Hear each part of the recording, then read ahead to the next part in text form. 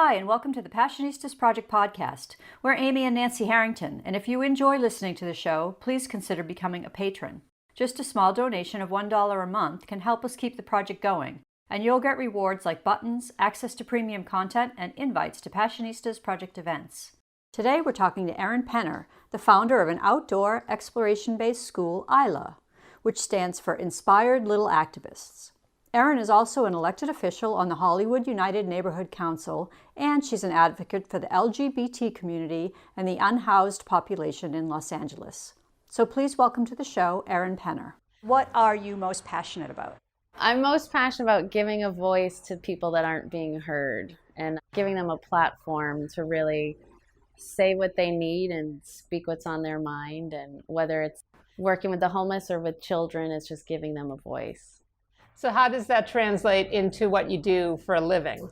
I started my own nonprofit organization that teaches kids how to take ownership of LA. So they clean Griffith Park and they clean the beach and they feed the homeless, and they're on the metro twice a month and they go all over the city, and they really are advocates for the city and for people in need and for themselves. So it gives them quite a voice. Talk a little bit about your path to starting the preschool. When I came here 12 years ago, I had my teaching degree from Wheelock College in Boston. And back then, you could work in TV without even thinking about it. The jobs were like a dime a dozen. So I jumped into TV, but also nannied because my passion is working with kids. So I was nannying for quite some time, and one of the children's preschool teachers grabbed me, and she had her own school out here in LA that she had started. And I was working one-on-one with her for years, and she branched out and the school moved to Griffith Park and became entirely outside. But she had a child 2 years ago, and I kind of took it over, rebranded it, and added my own little flair to it, and that's where I am now. And what's the flair that you added? I made it very much an activism school, and it's actually called Inspired Little Activists. And what she was doing was very nature driven, and this still is, but nature's not necessarily my passion. I enjoy being outside very much, but I'm not really a put your hiking boots on every single day kind of person, even though we do that. But I added my own, let's grab your backpack, get on the metro, and go meet Mayor Garcetti and stuff like that. So it's kind of both. So give us examples of some other kinds of things you do. We constantly learn about leaders, world leaders in the community, whether it's just someone in town or Billie Jean King or stuff like that. But we also it's really important to me that they know their community and even teach their own parents about their community. So the fire department will stop by, or police will stop by. My friend's a nurse and he'll stop by. And it's just very much just being a part of the world they live in. So we do that. They constantly have visitors. And then like this week, it's Day of the Dead. So we're going to an art gallery downtown.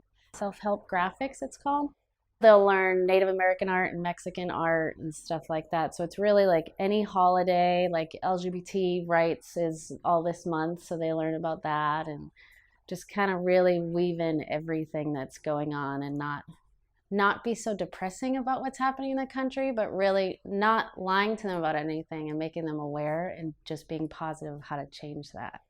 Do you feel like kids that age are underestimated in what they're capable of grasping? 100%. And I talk about it all the time. I talk about it like specifically with like LGBT rights and stuff. We underestimate how much they can handle and how much they want to learn. And we kind of put a stigma on stuff. So it's like, some people whisper when they even say the word gay. And it's like, no, some of them have two moms and two dads. And why is that something that we even whisper? So we talk about that stuff, and then they learn about Harvey Milk, and they know that love is love and it doesn't matter. And they teach their family about it. And the family's like, oh my God, I would have been so scared to even touch this topic, which is crazy. So we definitely underestimate what kids can handle. So what do the parents know going into it when they sign their kids up? What do they expect? It's not hard when you first meet me to know that I'm not someone that will kind of tiptoe around things, but that's what people like. Actually, when I was nannying, one of the dads called me Nanny Leather Pants because it's kind of like I have a rule in school that we do happy hour once a month with all the parents. So it has to be a tight-knit community, but they'll also know my sailor mouth and what I'm passionate about outside of school, and it's really important. So when I interview families for school, I mean, that's out in the open right away. And, I mean, eventually I'll be covered in tattoos and I won't even have to tell them because they'll know when they look at me that that's just how it goes. What do you think the kids get from learning outside of a classroom? Why is it so important to be in the world? One thing that people are always shocked by, especially when we go on our field trips, is not only are they capable of taking on the world themselves. I mean, they're on the metro at 3 years old, just carrying all their stuff, and they know the map and they know which line we go on and everything. And what it teaches people just by watching them is, how capable they are. So being outside of just four walls, I mean, you're teaching them how to, I mean, even if there was an emergency, they know exactly who to go to, what to do. One thing we do is they're exposed to like the homeless. And that's a tricky part because you don't want them to think, okay, I can just talk to any stranger, which I have to talk to the parents about a lot, but they're human. And so just being outside the classroom, they learn so much in that regard. And they know the names of, like, they know Paul is one guy that sits at the park near us, and we ask how his day is going. And I think all of it teaches the adults just as much as it teaches the kids. So it's just nothing you would get inside of a classroom.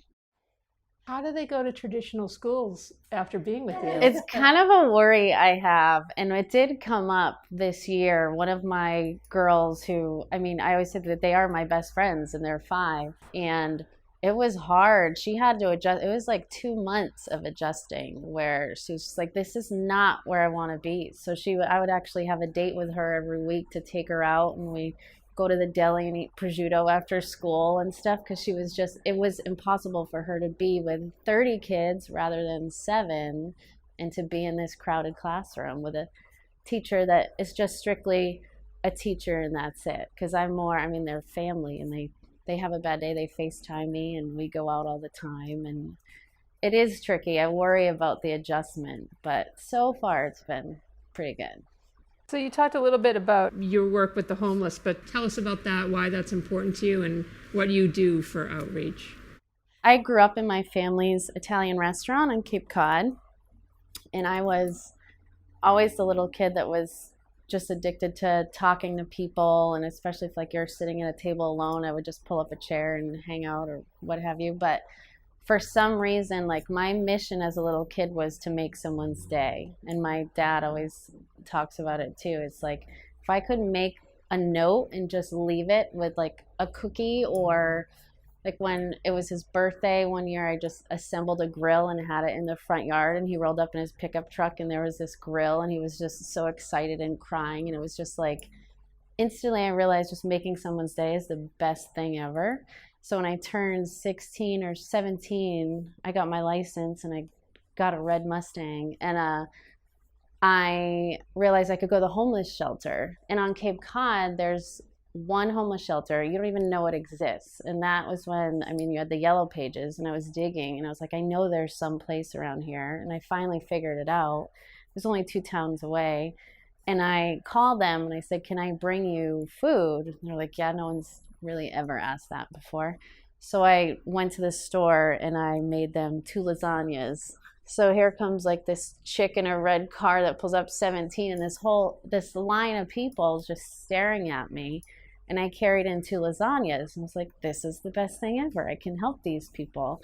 So from there, I went to college in Boston, and you could do an internship, and I just wanted to be at a homeless shelter. So I worked at Rosie's Place, which is for women dealing with domestic abuse and stuff. And I ended up writing basically a thesis about this woman there, and my passion for the homeless just really grew, and giving a voice to them at that point. Because there was one day where we had to serve lunch, and it was Valentine's Day, and I brought them a bunch of candies and stuff, and they even took the plastic bag that the candies were in. I was like, gosh, why are they even taking a plastic bag? And it was just, they needed anything. And we had a soda fountain, And I would watch the women and they would take a few sips of soda and just dump it. And I was like, God, how dare they? Like, they're in such need. We have so many people that are in such need. And the guy in charge that I would like listen to Van Halen with during lunch, he was like, don't you see how spoiling yourself is something that we take for granted? And this is the 1 minute that they get to spoil themselves and be wasteful like we are every day. And it's like, wow, that's crazy. And that has stuck with me forever. So once I left Boston and came here, I didn't have a job for a while, and all I did was volunteer in the homeless shelters. And from there, I just started a nonprofit. So what does your nonprofit do? It's called Vibes 365. I started it with my partner, Robin, who is now my teaching partner with Isla. And it was to do this with kids. So essentially, we started with summer camps and workshops, and they went really well. But summer camp's a lot of work, and it's a lot of carrying your whole life and all of this that you're teaching to the beach to do a beach cleanup and stuff. And it's great and I love it. But I ended up scaling it down a tiny bit. So for instance, right now I volunteer at the center in Hollywood, and it's basically an art class that we do. It's a Women's Day. So I was teaching art for the past 2 years to homeless women. And so my kids, I was approved by the board at the center, they're pen pals with the women. So it's kind of like my nonprofit is me teaching the homeless women art, but it's also my school kids being pen pals. And I mean, they make each other jewelry and make cards, and it's all I do is kind of intertwine everything. Talk about that pen pal program and how that works and what people who participate get out of it. It's funny because so many things I have a preconceived notion of what people will get out of it, but it ends up being the opposite of what I think. So the whole time I'm thinking, wow, it'll be amazing for these kids to be in touch with these women and kind of find out what their day is like. But what I learned on the first day is these women would just start crying when they got a letter, because it's like, when was the last time they got a card? And they could be estranged from their kids that they miss so badly. And it's like, no one's ever asked them how they're doing and drawn them a picture. So it was so sweet and innocent, because these women would be like, I have a dog, and what's your dog's name? Or just something so simple like that. And it sounds so elementary, but it was such a game changer. It was just like someone is reaching out to me, whether I even know what they look like or not, but it made them human again. How can other people do what you do? I think people underestimate, when it comes to kids, what kids are noticing that you do. And say you're driving in your car and your kid's in your back seat, and you just kind of drive by some guy at Hollywood and Highland that desperately needs food or something, and you don't even give them the time of day. Just by showing them hello and let's even find out what their name is, it really sticks in kids' heads. But one thing I've learned, I actually had a homeless couple that are very close friends of mine live with me here for a month, because we met on Hollywood Boulevard 3 years ago. I was on a date and walking back, and this couple was on the sidewalk in sleeping bags. And I stopped and talked to them and gave them cookies that I had in my hand and asked them if they would contact me, because I really wanted to help them. And I begged them, can you get to the library, get on a computer? Because people forget even they might not have a phone, they might have computer access and what have you.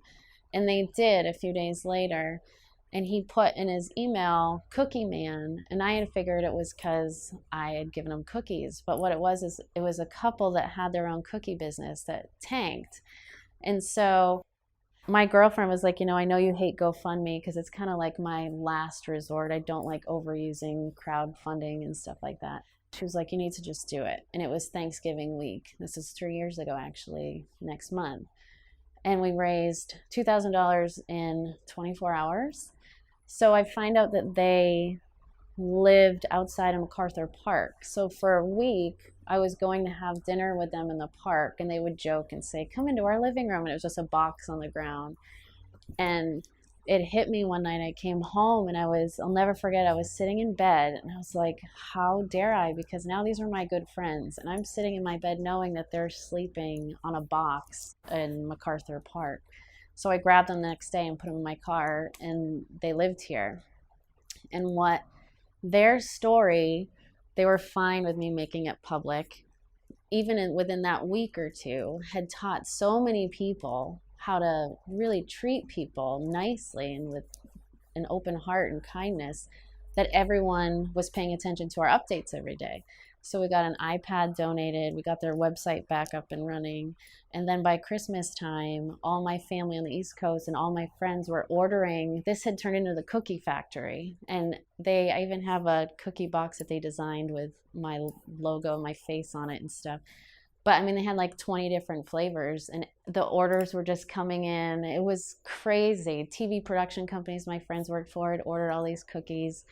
So it was just like reviving them and giving them a voice and giving them a face. And they became family instantly. So it's like we spend all our holidays together and my family sends them Christmas presents. And it just that taught people so much. And right now they're going through a lot. And the wife this week realized she has colon cancer, but all of my friends are friends with them on social media and they instantly have their back and they're like, oh my gosh, what can we do? And it's created a family just from that. We're Amy and Nancy Harrington, and you're listening to the Passionistas Project podcast and our interview with Erin Penner. To find out more about Isla, visit islaadventureschool.org. Now here's more of our conversation with Erin. So tell us about the award that you got from the center. The center is an amazing place, and it's basically, it's not a homeless shelter, it's just a resource center basically for unhoused, we like to say not homeless, unhoused friends of ours. And they surprised me with an award for volunteering there. I had this idea that I wanted to make the Women's Day and give them a makeover. So Robin, being a hairstylist, she was like, let's get this shit done, and we are just changing their lives. So we had 3 or 4 hairstylists, 4 wardrobe people, and some of them like professional wardrobe people. I hired a photographer to do their portraits. We had food, and it was hair, makeup, food. Yeah, and just a ton of clothes. We had hundreds of pounds of clothes donated. So the center let me use them as this just hub for all of this. So this one day, we set up the whole downstairs as a clothing store and really doted on the women. And it was just like coffee and breakfast and all this stuff. And then upstairs, Robin had turned it into a buzzing hair salon. And they got toiletry bags and jewelry. I had sunglasses donated and stuff like that. And then their portrait done so they could see how beautiful they were. And we had 30 or 40 women that first one, and we did our second one this year. And I'd like to do them way more often. Eventually have my own office and hub to do this, but that's where I started at the center, and then we just made it this constant thing for the women. I never realized how underserved the women are in the community and the stuff they go through and the danger they're in every night in a sleeping bag or a tent. It's just, they have changed my life forever, for sure. What do you think that people should know about those women? Because a lot of people don't take the time to stop. Well, what we do at the center at all of the outreach days, Friday is Women's Day, and we get them in there for breakfast and to do, like, I do arts and crafts with them and stuff, but really it's kind of a way just to get them in and hear how their week was. And you can let it kind of depress you or just let it motivate you to, like, oh my God, I gotta fix this. And thank God being on the neighborhood council, it kind of helped me realize that's how to give them a voice and go to City Hall and be like, do you know what these women have gone through this week? And I think what people don't realize is just, it's going to sound crazy, but even just going to the bathroom when you wake up in the morning. And I had one friend, Sarah, we had the same birthday actually, and she's been going there for a while. And she's so sweet. And the pen pal with the kids like really affected her because she raised her sister from 7 years old. Sarah was 7 and took care of her sister. And she's had a crazy struggle. So there was one day where she woke up and she had to pee like we all do when we wake up. And she went to a restaurant and they instantly kicked her out. And she had gone into so many places and they had kicked her out. And coffee shops kicked her out. And it's not like she's covered in dirt or anything like that, which everyone thinks if you're homeless, you're like covered in mud or something.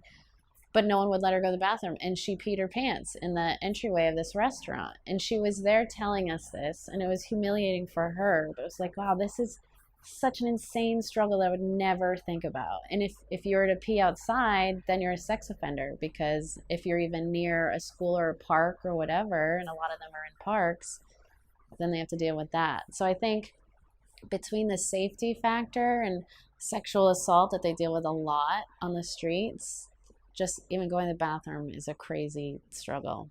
You also are a member of the Hollywood United Neighborhood Council, so talk about what other work you do with them. So actually, Charles and Bridget that lived here helped me get elected, and they were throwing out flyers everywhere that day, and it was pretty amazing. So I've been on there for 2 years, and at the time I was the youngest person on the council, and now I'm the only female as part of the executive officer, so I'm the secretary now. But it's been a very funny situation, because you realize some males just typically don't like females that are kind of getting shit done and doing stuff around the city. And it's insane when I think about women in politics and what they're dealing with, because I'm on such a little peon level, but it's really affected me with crazy messages I get from people that are just like, we're all going to have all the homeless pitch tents outside your apartment building because clearly you're not doing enough, and stuff like crazy things. But you can't let it get you discouraged. So I'm on 4 committees now. So I'm the outreach committee and public safety and homelessness and social services and renters and nonprofit and education. I'm 5. I just resigned from renters last week, but it's taught me a lot. It's taught me talk about giving a voice. It's like you have people in the Hollywood Hills who think what I view as something so small that's their big problem, and that's a problem that has to be addressed right away. And I'm like, are you kidding me? Do you know what's happening down here? But you have to come together, and my job is to not just speak about what's concerning me. I have to be a voice for all the neighbors, even if it's something that pisses me off, because if that's what's bothering them, then that's my job. So it's taught me a lot to just let people criticize you and to kind of be an advocate for something you don't necessarily want to be, but that's what you're elected for. You're also an advocate for LGBT rights, so talk about your work in that area. Robin McWilliams and Madonna Cacciatore, the best Italian name ever, have made the biggest impact in my life in the past couple of years. And Robin makes a point to just drag me along to all of the LGBT events. And in the beginning, I was like, oh God, they're going to look at me like, who's this straight chick walking in here? But it's why she's so powerful and such a force, because she's like, this is my friend Erin. This is what she's doing. Not even mentioning that I'm not technically part of the LGBT community, which we all are, but it's kind of that's what we talk about. I started going to all these events, and it's just packed with powerful people that are just really mind-blowing, the hurdles that they have on a daily basis that I don't have to think about, and they're also getting so much done on top of that.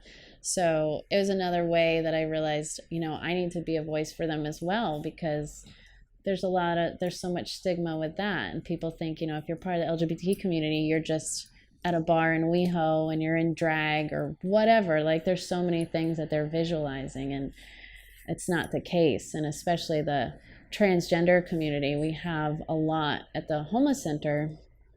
And just it's another daily struggle with stuff you don't think about. It's like to not feel comfortable in their own skin and to not be accepted for what they want to be.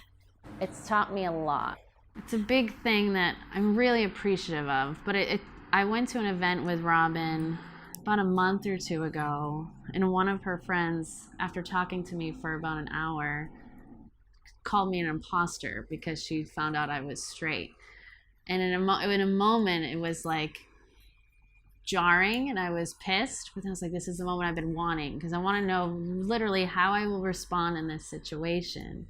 And it was pretty amazing, because once I told her how we need each other's back and it doesn't matter who's on what team, she completely changed her thinking.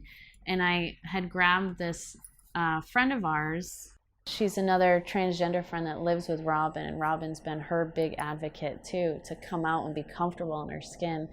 And this was the first night she was out at one of these events, and I looked at her and I was like, can I talk to you for a second? And she's like, yeah. And I was like, you're nervous here, right? She's like, yeah. And I'm like, I was just called an imposter. And I was like, you see how similar it is where you feel like you're not in the right place. And now I'm being told that I'm not in the right place, but we all have to learn from situations like this. So it was a really important moment that I appreciate. So looking back at your path so far, is there one moment that you can reflect on and think, that was the most courageous thing I've done and it changed the journey that I'm taking? It really would just be running for the neighborhood council, because the only reason why I did it, I was realizing teaching or being out in the park with the kids, one of the bathrooms was neglected and almost burned down because someone had lit a fire in the paper towel dispenser or whatever, and it affected the plumbing. And because either there was no funding or they just didn't really want to fix it, that broken bathroom just stood there in disrepair for months and months. And in order to not fix it, they had to put porta potties in the park. I found out from the maintenance worker, because I always teach the kids too, those are our good friends. So we're very close with them because they clean our trash cans, and that's important. So we know that Julie is coming to clean the trash cans. And Julie and I were talking one day, and she was like, do you know how much it costs to clean those porta potties? Because here comes a toilet truck every day or so. And I know I was doing the math, it was thousands of dollars that we were spending rather than just fixing a broken pipe in the bathroom. And it irked me so bad. And at that time I saw bus bench ads for Run for Neighborhood Council. And I didn't even know we had one, which is also part of my job, is to get the word out for that, because many people don't know. So I was so nervous, but I put up flyers, and I had people had the signs in their yard with my name on it. And I was like, this is so not me at all. But that was kind of the gutsiest thing. And then I ended up winning by a landslide. And it was just like, oh my God, what we all could do. And we underestimate what we could do. And it really just changed everything for me. Do you have cultural heroines that have influenced you?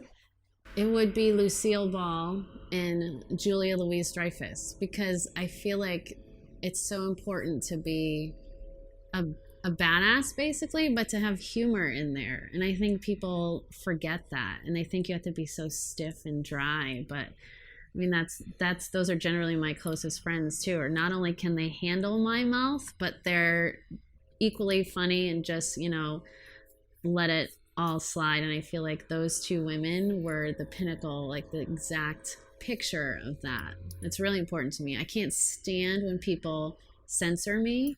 I realized for years people did, and my ex-boyfriends did, and it was always, be quiet and you're too loud and that's raunchy or whatever. And as you get older, you're like, that is the exact opposite of what I am or what I want or anything. And those are kind of the women that I look up to. Tell us about your grandmothers. Oh, God, they're the best. They're both crazy in their own way. My Italian grandmother, Maggie, like I said, I was raised in my family's Italian restaurant. So as a kid, I was working at 5 years old, because not only was it free childcare, it was good, fill the jelly jars and make the salads and stuff like that. But she, my earliest memories with her is we would sit in the foyer of our restaurant. And back then you had a smoking room and a non-smoking room, which is so ridiculous because it's not like there's a wall. It's nothing. So we would sit there, and our restaurant was next to the Cape Playhouse, which is an old playhouse. So we would get a lot of theater people and families. But she is so unfiltered, which I love and I'm very grateful for. She would play a game where we, at 8 years old, we had to say if the person was a drunk, or if they were on drugs, or if the woman was a putana, which is not the best word, or a stunad, which is an idiot. But she would have me judge these people as soon as they walked in the door. And I was like, this is what we're doing? And my dad would get so mad. But I loved it because it was just hilarious. And I could put it aside and differentiate between how you treat people and how not to, but also to enjoy the fact that my grandmother was nuts. So that's how she is. And then my other grandmother, they're both around the same age, and she talks exactly the same, and there's no filter. And they're my sisters. And I actually, those Akashic records that I did, when I had asked, why are my grandmothers like my sisters? And I'm we literally don't see age. And this woman had said, it's really weird you say that because people always ask what their spirit animal is, and yours didn't come up. What came up was a beach ball. And it's because you look at everyone as ageless. And so to you, literally, your grandmothers are not 80 years old. So you talk to them like they're 16. They do the same thing, and there's no age. It's like that. It's literally how I have felt my entire life. So yeah, they're just my best friends. So you've accomplished so many things. Is there one thing you're the most proud of? I'd have to say when Charles and Bridget were living here and just getting their message to so many people. It actually got us on the radio. We're on an AM radio show during the Christmas time, like a uplifting radio show. And that was another moment that actually pissed me off at the same time, because after we had told the story, and it was such a feel-good story, and it was like, here, we're all humans and we can all live under the same roof, and they were strangers living with me and we were family. And at the end, this interviewer, who was a very sweet guy, he's like, Erin, is there anything we've said that we haven't covered? And I said, yeah, this guy was in Iraq and he's in a sleeping bag, and that's what this country does to people, and that's how much we don't appreciate people that have fought and risked their lives to fight for this country. And they didn't air it because it wasn't feel good enough. On social media, he expressed the fight that he did, and he saved a police officer's life. That some guy on bath salts was going to kill this police officer, and Charles jumped in and saved his life, and he got a Medal of Valor, and he's still sleeping in a sleeping bag. So we were able to tell those stories from them living here, and it really taught so many people so many things about how we treat just our brothers and sisters out there. So I think just them living here and getting their message out was my proudest moment. So what advice would you give to a young woman who wants to be an activist? Don't be discouraged by people that try to silence you, and to think my biggest hurdle, and I get it from my friends, good friends a lot, is they view your passion as anger. And I always say, just because I'm pissed that our rights are being taken away, don't think that I'm sitting at home and I'm burning my bra and throwing crap across the house and that I hate life. And so, I mean, I'm laughing and smiling nonstop. And there's this misconception that if you're passionate and angry about something, that you must be angry inside, and it's not true. And I think that's something we need to teach girls a lot, is to have a voice and be really loud, and to not be mad at people that think you're just angry. They just don't get it, and you're allowed to just stomp your feet and try to fix stuff. Robin's done that for me a lot, because I'll still say like, oh God, I shouldn't get so mad and say that, or you know, it's not very positive. And she's like, screw that, like that was wrong, and you have every right to yell at that person and stick up for them. And it's like, God, I have to keep reminding myself that, because we always apologize. We're just taught to apologize, and I refuse to do that anymore. My friend calls me unapologetically angry, and it's like my favorite slogan, because it's true. It's like, I'm not scared of being angry anymore, and I'll go have wine and laugh and watch stupid TV all night. What's your definition of success? Success is just kind of like with, you know, your mantra and what you find the most rewarding. If you wake up and you're not dreading the day, that's really success. And to go to bed knowing that the day was amazing. And it's crazy, as much as, you know, the hardship that you see every day and the hard work that you do, I never ever get tired of it. And I'm always thinking of the next thing that I want to fix, even if it makes me so mad. I just always say I like having a fire under my ass, and people are like, you're taking on too much. I'm like, no, I'm so glad this thing just pissed me off, because now I'm gonna fix it. And that's success. If you can just keep doing that kind of stuff all the time, to me, that's success. What's your secret to a rewarding life? I realized that I am living the most rewarding life, and it's helping people. And to me, it's selfish in a way, because helping people makes me feel so good. And it's not, sometimes I'm like, am I doing this out of kindness in my heart, or is it just because I literally like get off on their smile, or just giving them a sweater or something like that? But I think if you wake up every day and you don't hate your job and you're making someone smile, it's just the most rewarding thing ever. Thanks for listening to the Passionistas Project podcast and our interview with Erin Penner. To find out more about ILA, visit ilaadventureschool.org. And be sure to subscribe to the Passionistas Project podcast so you don't miss any of our upcoming inspiring guests.